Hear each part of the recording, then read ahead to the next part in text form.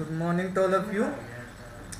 आज हम सीखेंगे जेएसपी के साथ जेडीबीसी कनेक्शन कैसे करते हैं। तो कुछ शुरू करने से पहले मैं आपको बता देता हूँ कि हम आज क्या करने वाले हैं। हमारे पास ये फॉर्म रहेगा, जैसे कि हमने यहाँ पे ईएमपी का फॉर्म बनाया है, एम्प्लॉय का फॉर्म बनाया है। इसमें हम डेटा डालने वाले हैं, जैसे कि हमने यहाँ अगर 106 डाल दिया,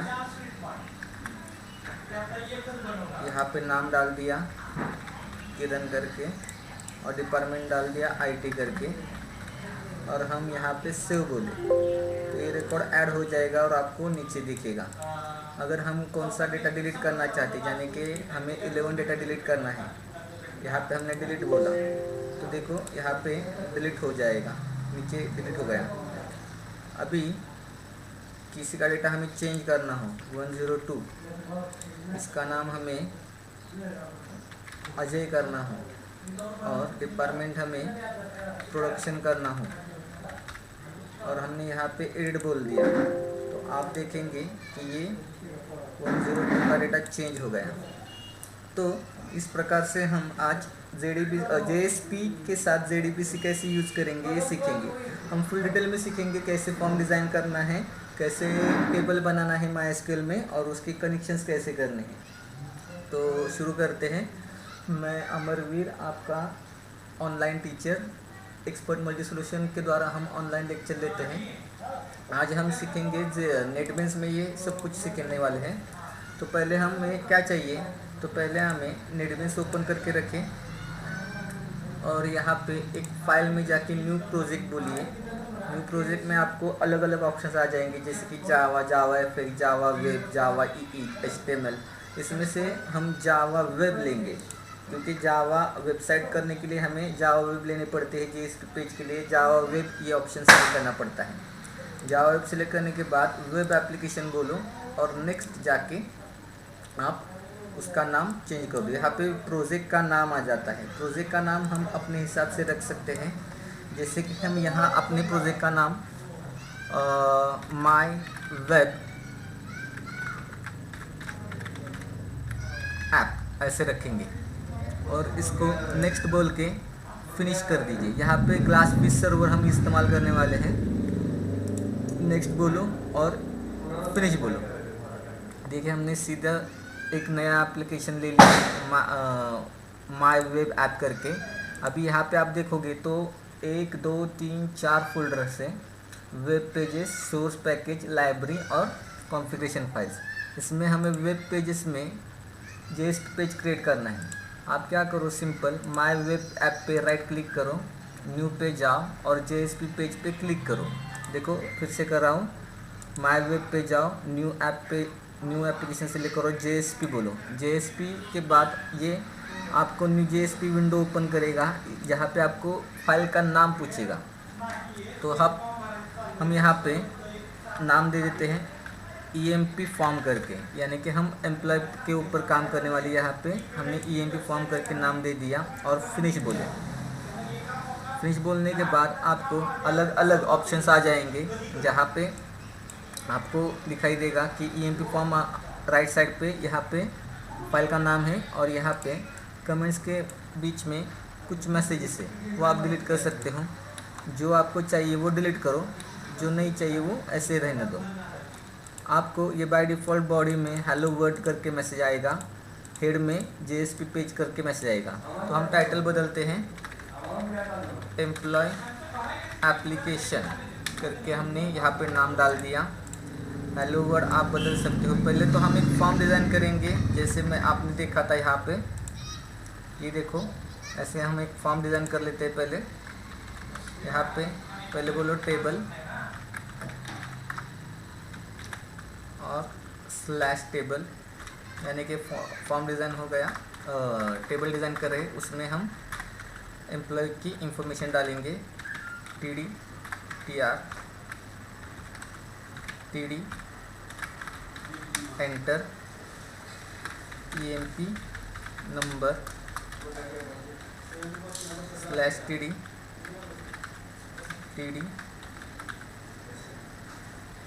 स्लैश TD। इसके अंदर हम डालेंगे input type is equal to text और इसका जो नाम है वो हम देंगे txt ई नंबर। देखो हमने क्या किया, थोड़ा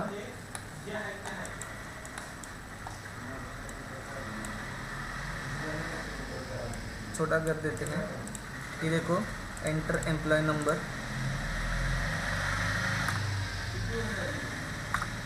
अब ये हमारी पूरी की पूरी एक रो हो गई। तो ये रो क्लोज कर दो। एक रो में हमने डाल दिया एम्प्लॉय का नंबर लेना है, दूसरे रो में नेम लेना है, तो ये कॉपी पेस्ट करके मैंने रख दिया, यानी कि हमारा थोड़ा सा वक्त बच जाएगा। और डिपार्टमेंट, ये जो txt इसके नाम चेंज कर देते हैं, dpt और ई नेम करके। देखो अभी ये फॉर्म क्रिएट हो जाएगा। यहाँ पे बटन्स कम हैं, वो बटन्स भी डाल देते हैं। बटन्स में क्या करेंगे, कॉल स्पैन करो 4, जिनको HTML आता है उन्हें समझने में कोई दिक्कत नहीं होगी। जिन्हें HTML नहीं आता वो थोड़ा HTML का स्टडी कर लो, टेबल कैसे बनाते हैं। अभी हम सबमिट बटन कर रहे हैं। सबमिट बटन में उसका नाम भी हम सबमिट ही रखेंगे। वैल्यू हम उसकी ऐड न्यू करेंगे, यानी कि नया रिकॉर्ड ऐड कर, नहीं तो क्लियर कर। अभी 4 बटन्स हमने क्रिएट किए, उसके सभी के टाइप सबमिट ही रख के नाम भी सेम रखा। सिर्फ ये जो बटन की वैल्यूज़ हैं वो हम चेंज करेंगे।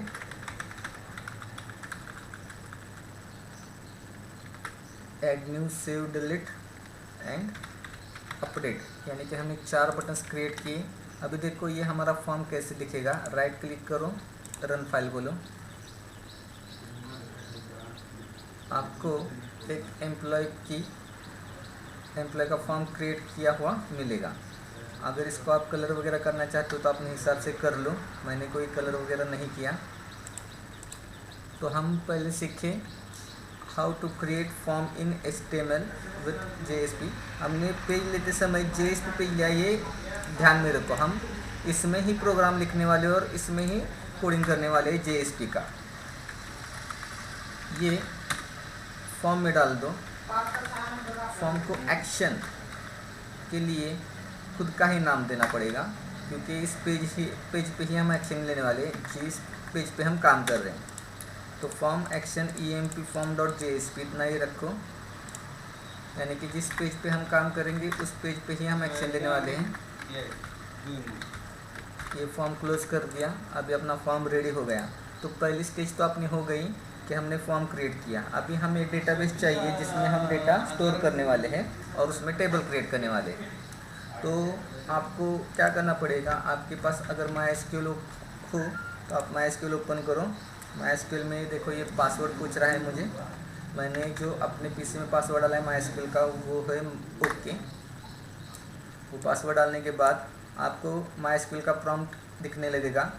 वहाँ पे आप क्या करो, यहाँ पे आके क्रिएट डेटाबेस। एक्चुअली पहले से आपके पास अगर कोई डेटाबेस अवेलेबल हो तो ये मत करो, नहीं होगा तो आप क्रिएट डेटाबेस बोलो। मैं यहाँ पे कर देता हूँ MyEMP नाम का डेटाबेस क्रिएट करता हूँ। यहाँ पे आप DB database EMP, DBEMP, DBTest कुछ भी नाम लिख सकते हो। मैंने यहाँ पे DBEMP नाम का डेटाबेस क्रिएट कर दिया है। वहाँ पे जाके एंटर बोलो। उसके बाद आपको, अगर आपने शो डेटाबेसेस बोले, स्पेलिंग गलत हो गया, देखो आपको MyDBEMP यहाँ पे आपको दिखाई देगा, ये नाम आ गया है।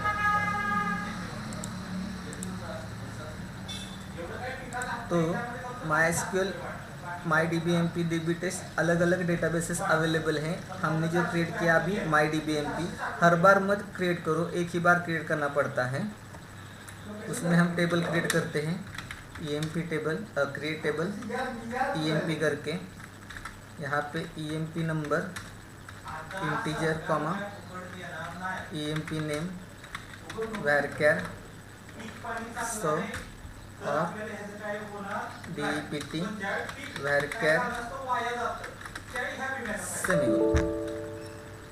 यहाँ पे बोल रहे हैं no database selected. Actually database create करने के बाद उसको हमें सिलेक्ट करना पड़ता है MyDB EMP यूज़ बोलिए, उसके बाद हम टेबल क्रिएट करेंगे।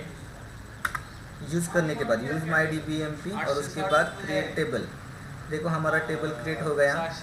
अगर आप यहाँ पे सिलेक्ट बोलोगे, सिलेक्ट स्टार फ्रॉम EMP, तो आपको कुछ भी नहीं दिखेगा। शुरुआत में कुछ दिख रहा है, नहीं दिख रहा।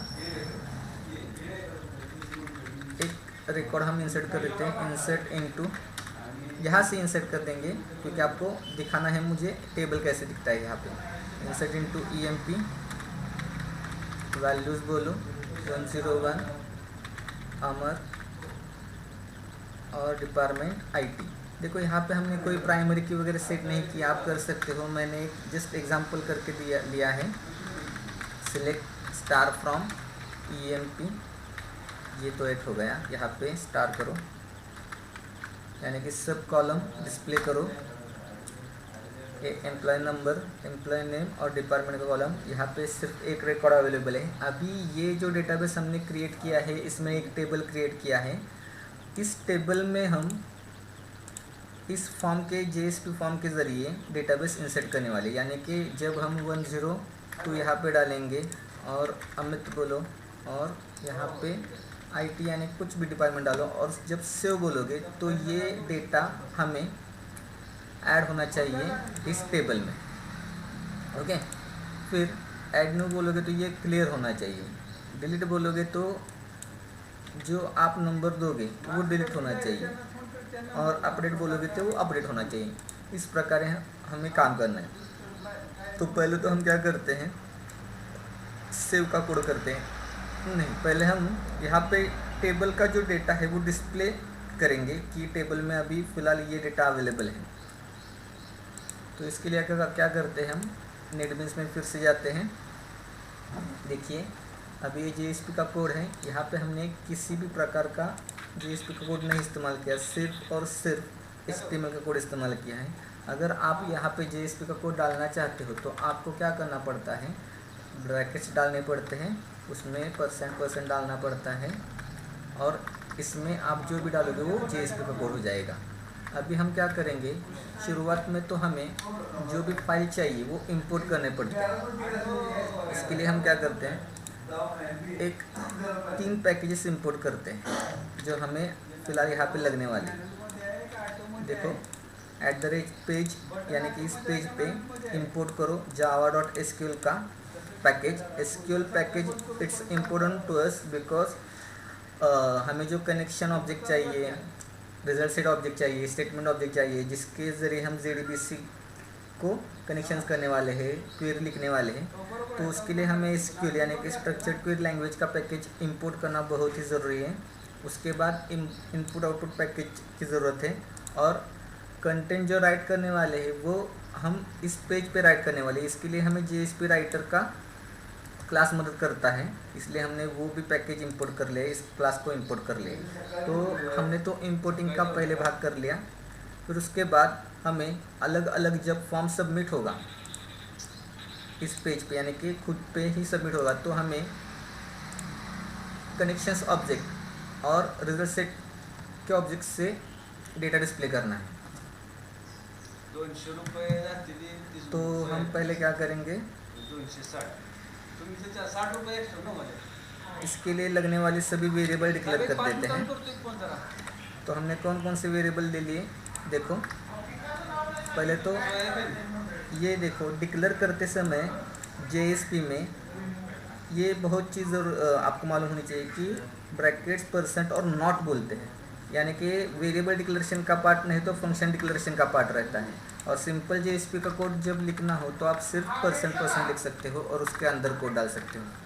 अगर डिक्लेरेशन का पार्ट आता है, फंक्शन डेफिनेशन का पार्ट आता है तो नॉट बोलते हैं। यहाँ पे हम यहाँ पे वेरिएबल डिक्लेयर कर देते हैं। ये ग्लोबल वेरिएबल होंगे जो सभी जगह इस्तेमाल करने वाले हैं। String, driver, is equal to com.mysql.jdbc.driver। ये जो ड्राइवर लगेंगे हमें MySQL के लिए लगेंगे, क्योंकि हम MySQL में डेटाबेस सेव करने वाले हैं। उसके बाद कनेक्शन URL JDBC, यानी कि कनेक्शन कहाँ पे करने वाले, JDBC MySQL लोकल होस्ट 3306। ये ड्राइवर के बाद में कनेक्शंस कहाँ पे करने वाले हैं, किस टेबल पे, ये हमारा जो MySQL का डेटाबेस है इसके लिए ये लगता है JDBC जावा डेटाबेस कनेक्टिविटी के ज़रिए MySQL से कनेक्ट करो। MySQL के कनेक्शन से लोकल होस्ट में जाओ MySQL के, और ये इस पोर्ट पे कनेक्ट करो। हमारा जो डेटाबेस है उसका नाम हम लिखा है MyDB EMP, तो हमने ये नाम बदल दिया। यूज़र आईडी जो आपका लगता है वो रूट ही रहता है बाय डिफ़ॉल्ट, और पासवर्ड आपका ओके रहता है। ये आप सीधे सीधे कनेक्शन के वक्त डाल सकते हो, मैंने ये अलग से लिया है। और कनेक्शन का ऑब्जेक्ट क्रिएट करो, उसको अभी तो फ़िलहाल हम नल रखेंगे। स्टेटमेंट का ऑब्जेक्ट रखो, उसको भी नल रखेंगे। रिजल्ट सेट का ऑब्जेक्ट भी नल रखेंगे, क्योंकि हमें अभी सिर्फ डिक्लेरेशन करना है। और हमें बार बार जो वेरिएबल लगने वाले हैं ये भी हम डिक्लेयर कर रहे हैं यहाँ पे। ई नंबर यानी कि एम्प्लॉय नंबर के लिए ई नेम, एम्प्लॉय नेम के लिए, डिपार्टमेंट के लिए DEPT, और कमांड जो आएगी सेव अपडेट डिलीट, उसके लिए हमने कमांड ऑब्जेक्ट लिया है। तो हमने जो वेरिएबल चाहिए थे वो ले लिए। अभी हम क्या करने वाले, कनेक्शंस करने वाले हैं। कनेक्शन के लिए क्या करना है आपको, सिंपली कनेक्शन का ऑब्जेक्ट जो हमने यहाँ पे क्रिएट किया है वो कनेक्शन का ऑब्जेक्ट हमें क्रिएट करना है ड्राइवर मैनेजर क्लास के साथ। तो वो हम कैसे करेंगे देखते हैं। मैंने एक कोड पहले से क्रिएट करके रखा है, हमारा वक्त बच जाए इसलिए।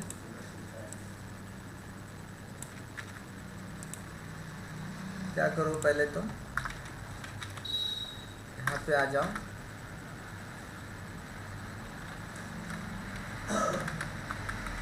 मैं आपको टाइप करके बताता हूँ क्या करना है हमें। गलत हो जाएगा तो हम वापस कर लेंगे यहाँ से। यहाँ पे आ जाओ, ट्राई कैच बोलो। ट्राई कैच में हम क्या कर रहे हैं, एक्सेप्शन ई,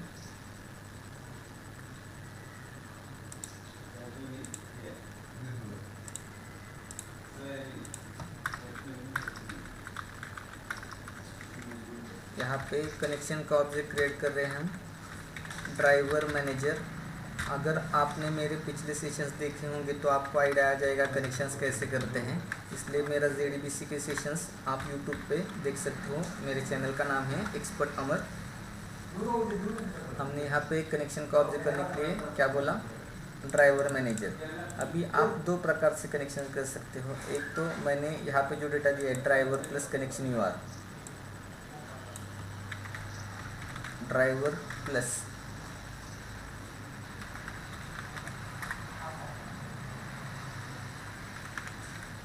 कनेक्शन URL कॉमा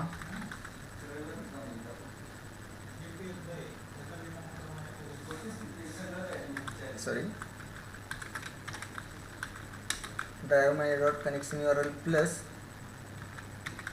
डाटाबेस। ये जो डाटाबेस है ये हम रखने वाले हैं DATA।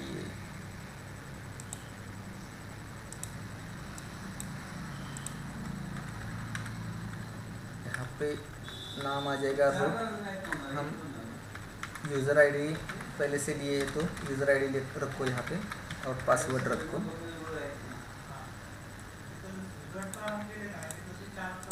देखो हमने ये जो वेरिएबल लिखे हैं उनका नाम डाल दिया। कनेक्शन URL यानी कि जो हमें पाथ दिया गया है वो रखो। डेटाबेस के लिए डेटाबेस का नाम हमने रखा। ये जो ड्राइवर आपके पास है उसको लोड भी करना पड़ता है, तो पहले यहाँ पे क्लास डॉट फॉर नेम ये कमांड आनी चाहिए।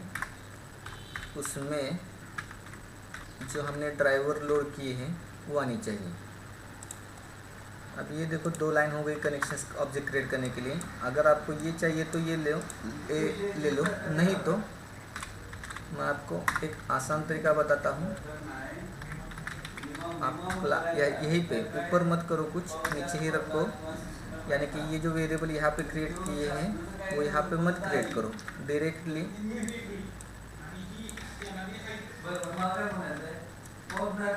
यहीं पे काम करो। क्लास डॉट फॉर नेम ऐसे भी कर सकते हो और ऐसे भी कर सकते हो। मैं आपको दोनों ही तरीके बता रहा हूँ, आप कौन सा चाहिए वो तरीका इस्तेमाल करो। Con is equal to driver manager dot get connection बोलो। गेट कनेक्शन में आपको क्या डालना है, JDBC colon MySQL colon // local host बोलो। लोकल होस्ट के बाद 3306 यानी कि ये पोर्ट नंबर रहता है, और उसके बाद आपने जो डेटाबेस क्रिएट किया है MyDB नाम का, उसका नाम दे दो। और उसके बाद आपका जो यूज़र नेम है रूट करके, और पासवर्ड आपका ओके है MySQL का, वो दे दो। अलग अलग पासवर्ड रहेंगे, मेरे यहाँ पे ओके है, आपके यहाँ पे अलग होगा। मेरे यहाँ पे user name by default root रहता है तो मैंने रूट डाला है, आपका अलग होगा तो आप अलग डाल दो। इसके बाद हम क्या करेंगे, ये करने के बाद हम सिर्फ कनेक्शन किए हैं यहाँ पे, बात कुछ नहीं। कनेक्शन करने के बाद हमें कौन कौन सी मेथड आनी चाहिए, डेटाबेस कौन कौन सा है ये भी ध्यान में रखना है। अभी तो फ़िलहाल हमने एम्प्लॉय नंबर में, नेम में, डिपार्टमेंट में कोई भी डेटा नहीं लिया, तो पहले हम डेटा लेते हैं। जब हम रिक्वेस्ट आती है हमें इस पेज से सबमिट करने के बाद, तो वो रिक्वेस्ट वो यहाँ पे सेव कर लेता है।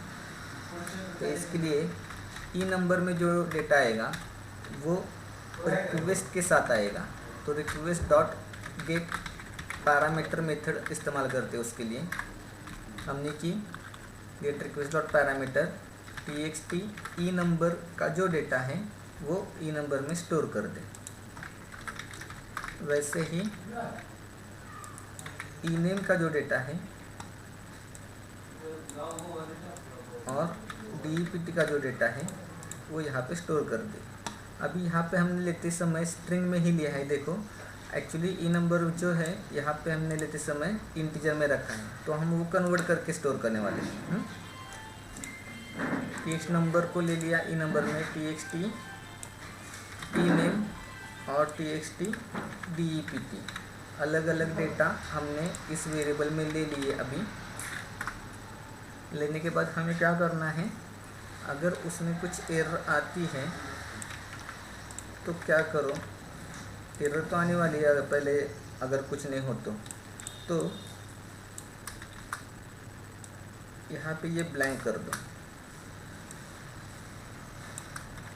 अगर कोई प्रॉब्लम आ जाती है तो आउट डॉट प्रिंटलन हम मैसेज भी डिस्प्ले करेंगे, एरर इज, अगर कोई एरर आती है तो वो एरर डिस्प्ले कर देगा। देखिए अब यहाँ पे हम रिफ्रेश करते हैं, कुछ एरर आते हैं वो दिखाएगा। एरर हमें दिखा रहा है, error is Java dot language class not found exception com dot MySQL dot JDBC driver. अभी देखो, जब हम पहले बार किसी भी प्रोजेक्ट में MySQL के ड्राइवर इस्तेमाल करते हैं, यानी कि ऐसे क्लास डॉट फॉर नेम के ज़रिए से, तब हमें लाइब्रेरी में जाकर MySQL के ड्राइवर लाने ज़रूरी होते हैं। हमने यहाँ पे नहीं डाले, इसलिए हमें ये मैसेज दिखा रहे हैं, error is MySQL class not found exception. तो पहले क्या करो, यहाँ पे जो हमारा प्रोजेक्ट है उसके लाइब्रेरी में जाओ, राइट क्लिक करो, ऐड लाइब्रेरी बोलो, नहीं तो ऐड जार फाइल। अभी बाय डिफ़ॉल्ट इन्होंने नेटबीन्स में MySQL के ड्राइवर दिए हुए होते हैं, MySQL JDBC ड्राइवर नहीं होंगे तो हमें जार फाइल अलग से डाउनलोड करनी पड़ेगी। वो कैसे करते हैं, देखो मेरे पास पहले ही मैंने JDBC कनेक्टर डाउनलोड कर लीजिए, नेट से जार फाइल रहते हैं। अभी यहाँ पे अवेलेबल है तो हम यही इस्तेमाल करेंगे, MySQL JDBC ड्राइवर। ये आ जाने के बाद आपको यहाँ पे ये दिखाई देगा, MySQL JDBC ड्राइवर कनेक्टर आ गया है। अभी यहाँ पे जाओ और रिफ्रेश करो, अभी तो पहली वाली एरर गई, com dot JDBC exception can not load connection class because underlying exception Java language number format exception for 3306। Okay, तो थोड़ी सी दिक्कत आ रही है, हम वो सॉल्व करेंगे। पहले देखो यहाँ पे क्या किया है, com dot my S Q L JDBC driver ये बराबर है JDBC my S Q L colon local host 3306 के बाद जो कोलन लगा है वो निकाल दो। सिर्फ 3306 रखना है यहाँ पे हमें IDBMP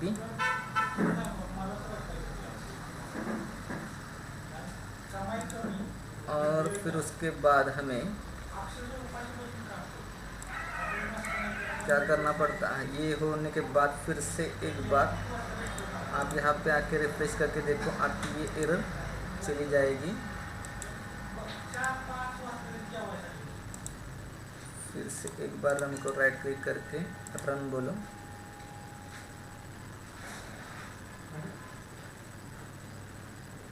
ओके, ये देखो यहाँ से एरर गायब हो गया। यानी कि जब आप JSP और MySQL के कनेक्शंस करोगे तो आपको MySQL ड्राइवर लाइब्रेरीज में लोड करने ज़रूरी रहेंगे। अब इसके बाद हम क्या करने वाले हैं, हमारा दूसरा काम हो गया, एक तो पहले हमने फॉर्म क्रिएट किया था, उसके बाद टेबल क्रिएट किया था, अभी हम कनेक्शंस कर रहे हैं। तीसरा काम हो गया हमारा, कनेक्शंस करने के बाद हमें जो कमांड्स मिलती हैं, यानी कि कमांड इज इक्वल टू, इसको भी रिक्वेस्ट पैरामीटर में डाल दो और जो नाम है बटन का सबमिट करके हमने फॉर्म में क्रिएट किए थे, देखो सबमिट सबमिट सबमिट, और इस टेक्स्ट बॉक्स का डेटा लिया था TXT नंबर TX डिपार्टमेंट, तो वो डेटा हमें मिला है। अभी सबमिट में जो नाम आएगा वो हम लेंगे, तो कमांड में सबमिट ले लिया हमने। अभी क्या करना है, देखो हमें इफ़ अगर हम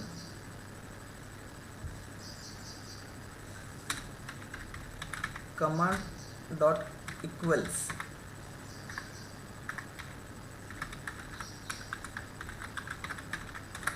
ऐड न्यू ऐसे मैसेज पाते हैं, तब हमें ये जो वेरिएबल रहेंगे EMP नंबर वगैरह वगैरह वगैरह के वो क्लियर करने हैं। ये देख लो, EMP नंबर को क्लियर करो, नेम को क्लियर करो और डिपार्टमेंट को क्लियर करो। अगर हमें कमांड सेव मिलती है, यानी कि सेव कमांड मिलती है, तो यहाँ पे हम सेव नाम का एक फंक्शंस कॉल करेंगे। अभी हमने वो लिखा नहीं, हम लिखने वाले हैं नीचे। अगर हमें डिलीट कमांड मिलती है तो हम del नाम का एक फंक्शन कॉल करेंगे, और अगर हमें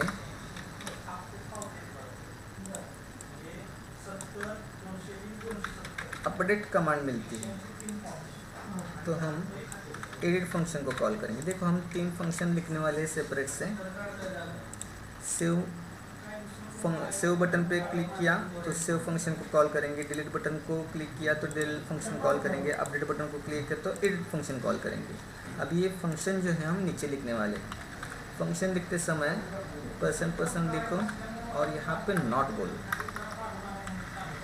फंक्शन डेफिनेशन के टाइम यहाँ पे नॉट बोलना जरूर रहता है, और उसमें अभी फंक्शंस लिख दो। फंक्शन में क्या लिखेंगे, थोड़ा सा रिवाइज कर देता हूँ मैं।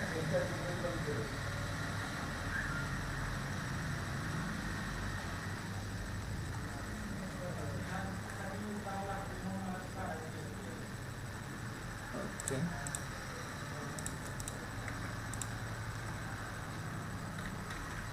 Public void save function open कर ली, क्लोज कर ली।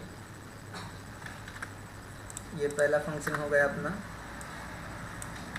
दूसरा जो फंक्शन है वो डिलीट फंक्शन है, और तीसरा जो फंक्शन है वो एडिट फंक्शन है। अभी तो हमने सिर्फ डिफाइन की है, उसमें कुछ कोड नहीं डाला, हम कोड भी डालेंगे बहुत जल्दी। देखो पहले सेव का कोड लेते हैं। ट्राई कैच तो हर एक कोड में ज़रूरी है, क्योंकि इसके ज़रिए हम खुद को बचा सकते हैं अनवांटेड एरर से और प्रोग्राम हमारा क्लोज होने से। देखो आउट जो ऑब्जेक्ट होता है वो बाय डिफ़ॉल्ट रहता है। यहाँ पे 3 ऑब्जेक्ट जेएसपी पेज में बाय डिफ़ॉल्ट रहते हैं, एक तो रिस्पॉन्स, दूसरा रिक्वेस्ट और तीसरा आउट ऑब्जेक्ट। तो ये तीनों ऑब्जेक्ट हमें हर फंक्शन में इस्तेमाल करने हैं और हर बार वो इस्तेमाल रहेंगे। तो देखो पहले क्या करते हैं, अभी हमने सेव फंक्शन बनाया है। सेव फंक्शन में हम वो ऑब्जेक्ट भेज देंगे, रिक्वेस्ट ऑब्जेक्ट भेज दो, रिस्पॉन्स ऑब्जेक्ट भेज दो और आउट ऑब्जेक्ट भेज दो। ये किस लिए? क्योंकि ये तीनों भी ऑब्जेक्ट हम इस फंक्शन में इस्तेमाल करने वाले हैं। अभी ये जो रिक्वेस्ट ऑब्जेक्ट रहता है वो HTTP रिक्वेस्ट क्लास का रहता है। ये जो रिस्पॉन्स रहता है वो HTTP रिस्पॉन्स क्लास का रहता है। और ये जो आउट रहता है वो JSP राइटर क्लास का रहता है। तो वो फंक्शन में डालना हमें ज़रूर रहता है। HTTP रिस्पॉन्स, HTTP रिक्वेस्ट, इसके लिए हमें और एक सर्वलेट डालनी ज़रूरी है यहाँ पे, और एक पैकेट डालना ज़रूरी है जावा सर्वलेट करके।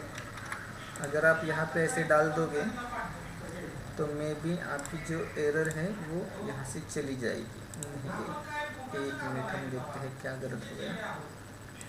ओके, HTTP सर्वलेट रिक्वेस्ट बोलो और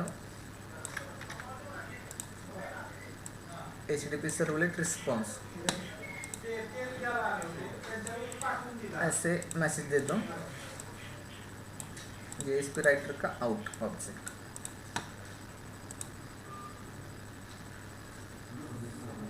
उसके बाद और एक काम करना पड़ता है, जहाँ पे ये ऑब्जेक्ट इस्तेमाल करते हो थ्रोज IO एक्सेप्शन,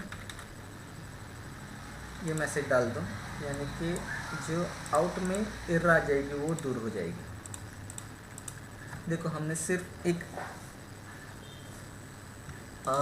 ढांचा बनाया है ट्राई कैच का, जिसमें हम क्या करने वाले हैं, अगर ये एरर आता है तो एरर डिस्प्ले करो, इसको क्लियर कर दो। इस ढांचे को हम ऐसे ही डिलीट में और एडिट में डालेंगे। पहले ट्राई का सेव का कोडिंग करते हैं, उसके बाद हम डाल देते हैं। सेव में क्या करेंगे, हमें तो पहले स्टेटमेंट का ऑब्जेक्ट क्रिएट करना पड़ता है। स्टेटमेंट का ऑब्जेक्ट हमने यहाँ पे क्रिएट नहीं किया था, इसको कौन नल है, ST नल है, RS नल है, लेकिन कनेक्शन का ऑब्जेक्ट तो हमने यहाँ पे क्रिएट कर दिया था, लेकिन स्टेटमेंट का ऑब्जेक्ट नहीं क्रिएट किया। तो स्टेटमेंट का ऑब्जेक्ट क्रिएट करो, नीचे ST = con.create स्टेटमेंट। अगर आप एक ही बार में वो करना चाहते हो तो आप वो ग्लोबली क्रिएट करो यहाँ पे, जहाँ पे पहले हमने कनेक्शंस का वगैरह ऑब्जेक्ट क्रिएट किया था। कैसे करते हैं, statement con.create statement, class con statement, उसके बाद एम्प्लॉय नंबर वगैरह जो रिक्वेस्ट करके डेटा लेंगे।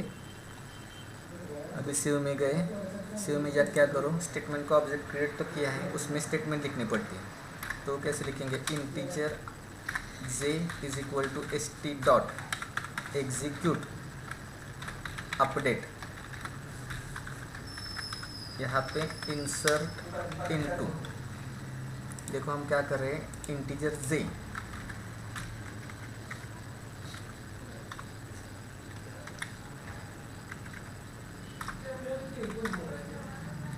Execute update, insert into EMP table में हमें वैल्यूज डालनी है, लेकिन किन कॉलम में, उनके नाम दे दो। ये चाहिए ऐसे कुछ ज़रूर नहीं, लेकिन हमें पता चलना चाहिए किस किस कॉलम में हम वैल्यू डालते हैं, इसलिए ये दे दो। Insert into EMP number, EMP name, department, EMP table का नाम, और वैल्यूज़ क्या डालने वाले हैं, हमारे जो वेरिएबल थे ऊपर लिखे हुए वो डालने हैं, ई नंबर, ई नेम, डिपार्टमेंट। ये देखो अभी आप देखोगे कि ये जो ई नंबर है इसको हमने सिंगल कोट नहीं दिया, लेकिन ई नेम को और डिपार्टमेंट को दिया है। क्योंकि ये सिंगल कोट में क्यों आते हैं, क्योंकि ये स्ट्रिंग वाले वैल्यू हैं और ये इंटीजर वाले वैल्यू हैं। लेकिन एक बात समझ लो, ये क्वेरी और ये हमारे वेरिएबल ज्वाइन करने पड़ते हैं। अभी ज्वाइन कैसे करेंगे, ये वेरिएबल देखो, ये वेरिएबल का ये लेफ़्ट साइड है और ये राइट साइड है। तो ये लेफ़्ट साइड को ज्वाइन करना हो तो डबल कोट प्लस बोलो, और ये राइट साइड है तो उसके लिए प्लस डबल कोट बोलो। एक डबल कोट निकाल दो। देखो क्या किया मैंने, लेफ़्ट साइड को प्लस डबल कोट प्लस और राइट साइड को प्लस डबल कोट। वैसे ही यहाँ पे ज्वाइन करो, लेफ़्ट साइड है तो डबल कोट प्लस और राइट साइड है तो plus double quote. Left side double quote plus, right side plus double quote. ऐसे याद रखो। इंसर्ट इनटू, इन कॉलम में ईएमपी टेबल में भी ये वैल्यूज इंसर्ट करनी है। तो ये हमने क्वेरी लिखी। अगर ये क्वेरी ठीक से रन हो जाती है तो ये जो वेरिएबल है उसमें नॉन ज़ीरो वैल्यू आती है। अगर ज़ीरो आ गई तो इसका मतलब है इसमें कोई भी वैल्यू स्टोर नहीं हुई। समझ गए? तो हम क्या करेंगे, पहले अगर ज़ीरो आती है या कौन सी वैल्यू आती है ये देखने वाले हैं। ज़ीरो आ गई तो वैल्यू स्टोर नहीं करने वाले हैं, और अगर ज़ीरो नहीं आई तो वैल्यू स्टोर हो जाएगी। Out dot print L N message देंगे, record added, sorry not added. अगर ज़ीरो आता है तो, अगर ज़ीरो नहीं आया, वन आया, नहीं तो नॉन ज़ीरो वैल्यू आई तो रिकॉर्ड ऐड हो जाएगा, रिकॉर्ड एडेड। पहले हम रन करके देखते हैं हम सही जा रहे कि नहीं। या कि यहाँ पे रिफ्रेश करो। अगर रिफ्रेश नहीं करना तो फिर से एक बार ओपन ही करो, राइट क्लिक करो और रन बोलो। देखो यहाँ पे नल पॉइंटर दिखा रहा है, ऐड न्यू पे बोलो, क्लियर तो हो रहा है अपना। 102 डालो, अमित बोलो और डिपार्टमेंट प्रोडक्शन डालते हैं और सेव करके देखते हैं।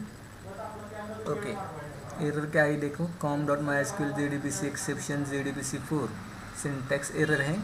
You have an error, syntax check manual correspond to MySQL server version.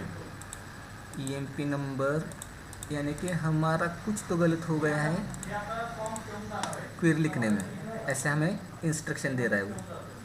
तो हम वो करेक्ट करेंगे। पहले इंसर्ट इनटू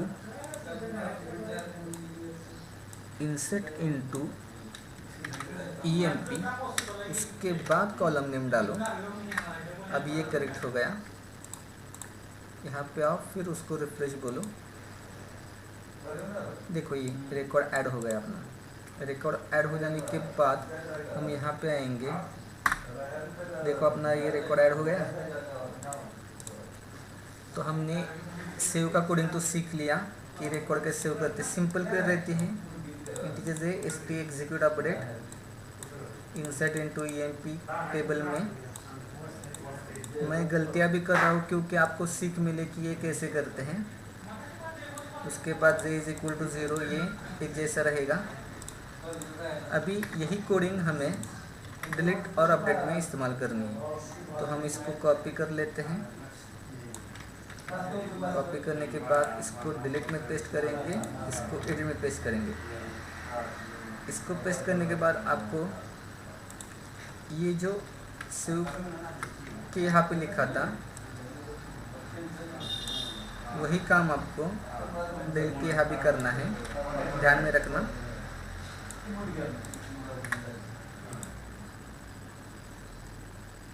क्योंकि वो तीनों ही ऑब्जेक्ट हमें यहाँ पे लगने वाले रहते हैं। तो इसके लिए हम लिख देते हैं ग्लोबली। अभी तो फ़िलहाल हमने इस्तेमाल नहीं किया, लेकिन ये ध्यान में रखो, ये लग सकते हैं हम।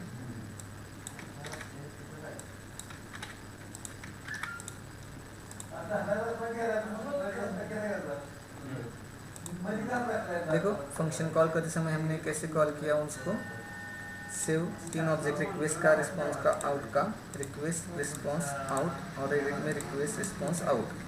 ये HTTP servlet request, HTTP servlet response और JSP writer,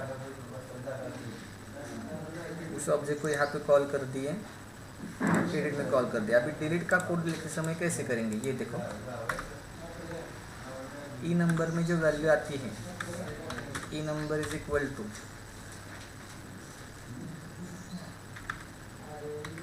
request dot get parameter txt E number में जो वैल्यू है वो ले, और यहाँ पे हमें ये डिलीट करना है। डिलीट का तो ये क्वेरी बदल जाती है फिर से, इंटीजर से एग्जीक्यूट अपडेट ही रहेगी। मेथड डिलीट फ्रॉम EMP, यानी कि हम यहाँ पे इंस्ट्रक्शन दे रहे हैं डिलीट फ्रॉम EMP से डिलीट करो, वेयर जिसका EMP नंबर इक्वल हो किससे, हमने जो ई नंबर दे दिया है उससे। अभी देखो ये जो वैल्यू है वो int.parse करके कन्वर्ट कर दो, क्योंकि ये जो नंबर है वो इंटीजर फॉर्मेट में है, तो हमने इसको कन्वर्ट कर दिया। फिर कैसे लिखी देखो, delete from EMP where EMP number is equal to integer.parse int E number. अच्छा, फिर उसके बाद रिकॉर्ड नॉट डिलीटेड और रिकॉर्ड डिलीटेड मैसेज डाल दो। अब ये देखते हैं, देखो हमारे यहाँ 102 का डेटा अवेलेबल है, तो हम इसको डिलीट करेंगे। राइट क्लिक करो, रन बोलो,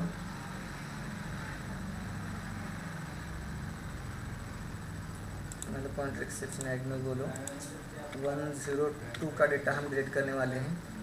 डिलीट, रिकॉर्ड डिलीट करके मैसेज आ गया,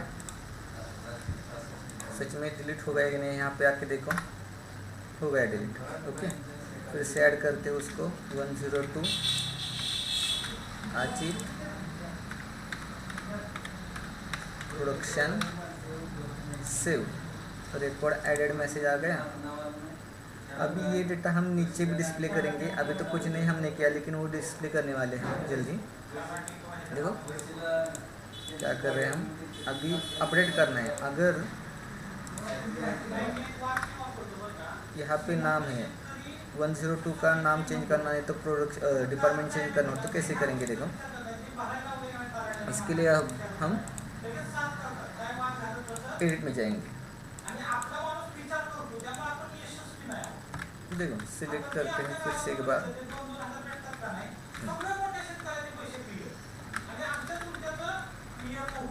अपडेट करो s.execute अपडेट किस करना है, EMP को सेट करो।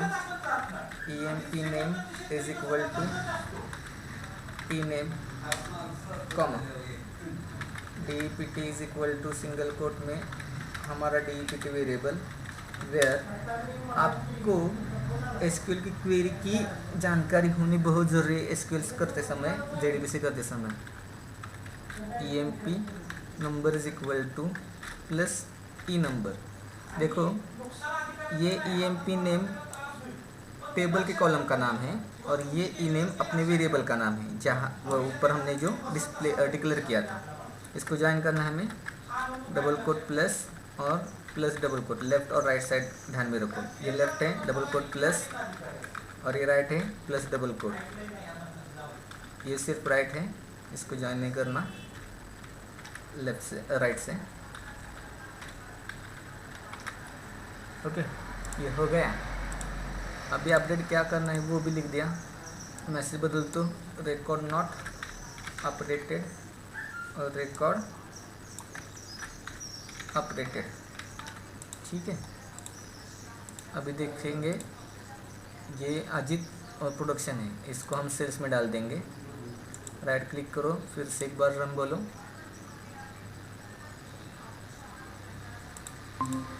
ये नीचे हो गया ओपन, 102 का जो डेटा है इसको आ जाओ यहाँ पे, अजित नाम है उसको हम किरण कर देते हैं और सेल डिपार्टमेंट डाल देते हैं और अपडेट बोलते हैं, रिकॉर्ड अपडेटेड। यहाँ पे आ जाओ, सिलेक्ट स्टार फ्रॉम बोलो, देखो ये हो गया। तो हमने आज क्या सीखा, एडिट, डिलीट और सेव कैसे करते हैं नेटबिंस और JDBC और MySQL JSP के साथ। अभी हम डेटा डिस्प्ले करेंगे। अभी तो हमने इंसर्ट करना सीखा, अपडेट करना सीखा और डिलीट करना सीखा। ये अपडेट कमांड फिर से दिखाता हूँ आपको क्या किया।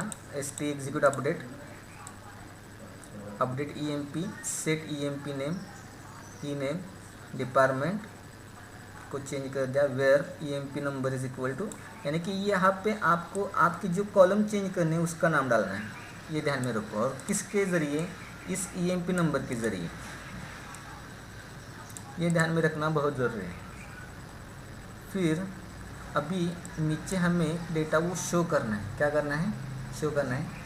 इसके लिए हम एक रेडीमेड फंक्शन पहले से मैंने क्रिएट किया है वो लेंगे। मैं आपको सिर्फ एक्सप्लेन करूँगा वो कैसे करता है काम।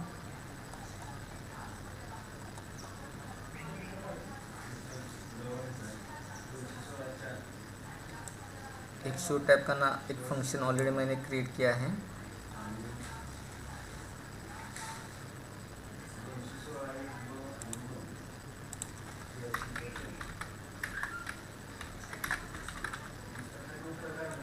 हम डिफाइन कर देते हैं शो टाइप को, देखो public word show type function, नहीं तो मेथड।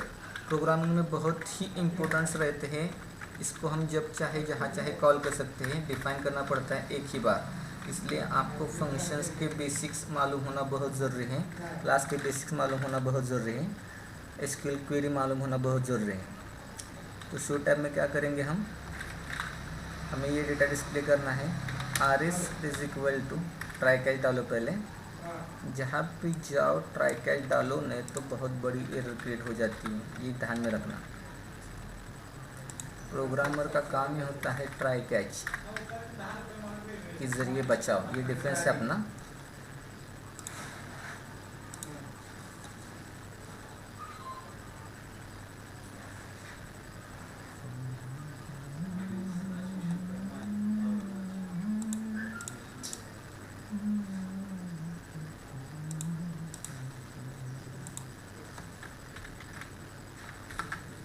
यहाँ पे सिर्फ JSP राइटर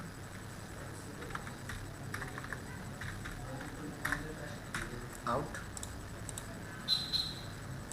नहीं डाला तो भी चलेगा शायद।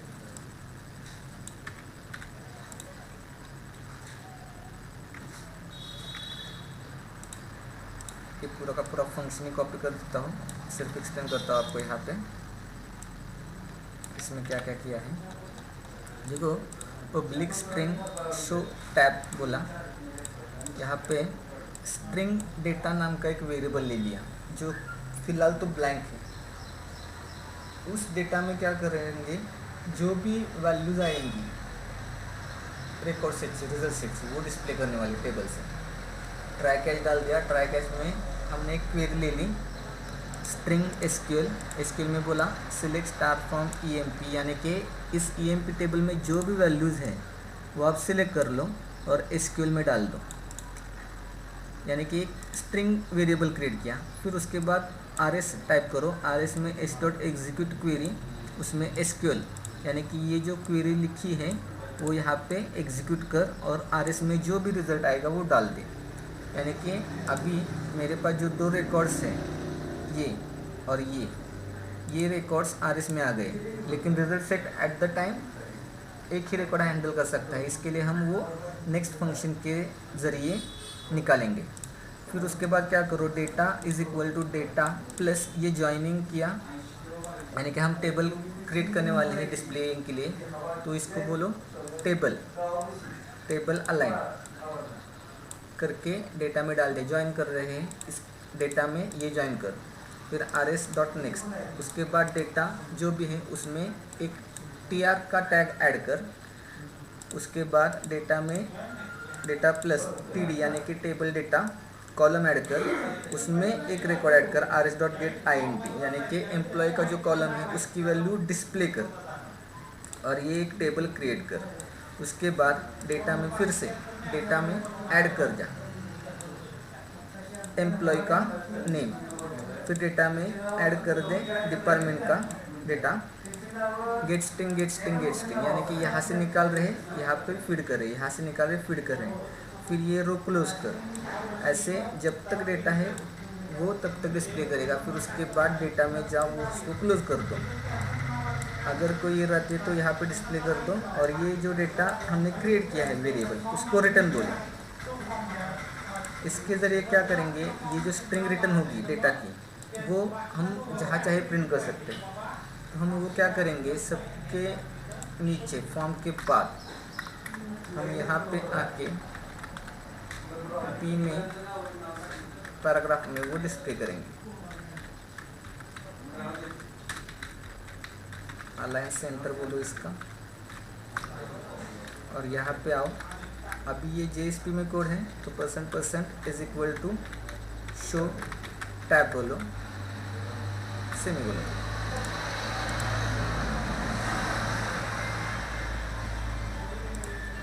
सेमीकोलन निकाल दो। ओके, अभी आप रन करके देख सकते हो, डेटा आपको डिस्प्ले हो जाएगा।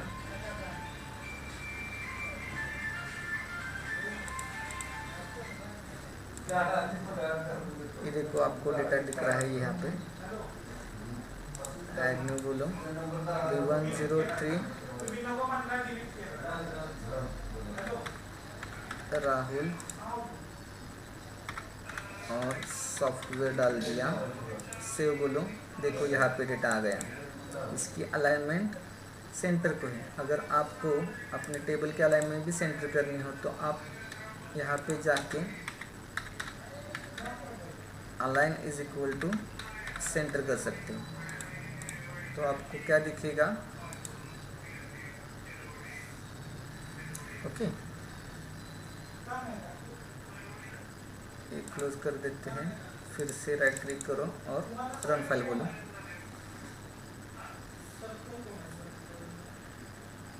ये रन हो जाएगा, नीचे आ गया, देखो सेंटर में आ गया अपना कोड। ऐड न्यू बोलो। अब ये 103 हम डिलीट करते डबल हो गया क्योंकि हमने उसको प्राइमरी की नहीं सेट की थी, तो डबल ऐड हो जाएगा। देखो ये डिलीट हो गया। फिर उसके बाद हमें ऐड करना है 103 राजू सॉफ्टवेयर सेव। देखो ये नीचे आ गया, ओके। अगर आपको इसमें लाइन डालनी हो तो टेबल में ही क्या करो, बॉर्डर इज इक्वल टू 1 कर सकते हो। अगर डालनी हो तो, नहीं डालनी हो तो छोड़ दो।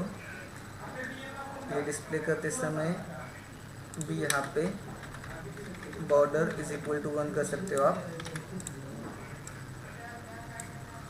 तो राइट क्लिक करो, रन बोलो। ये देखो 104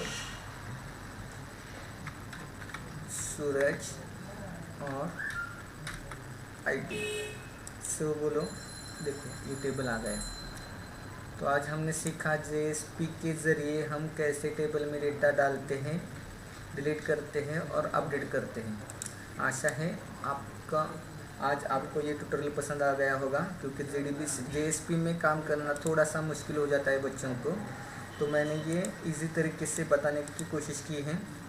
अगर इसमें कोई भी दिक्कत आ रही हो तो नीचे कमेंट बॉक्स में आप बता सकते हो, नहीं तो मेरे पेज FB के पेज पे आके आप मुझे रिक्वेस्ट कर सकते हो कि सर हमें ये समझ में नहीं आ रहा, तो आप हमें उसमें मदद कीजिए। नहीं तो कमेंट बॉक्स में भी कर सकते हो, मैं आपको ज़रूर मदद कर दूँगा। और आपको जो भी दिक्कतें आ रही प्रोग्रामिंग में वो हम आसान तरीके से सॉल्व करने की कोशिश करेंगे।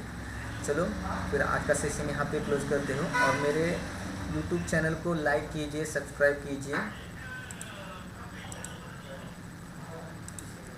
Thank you.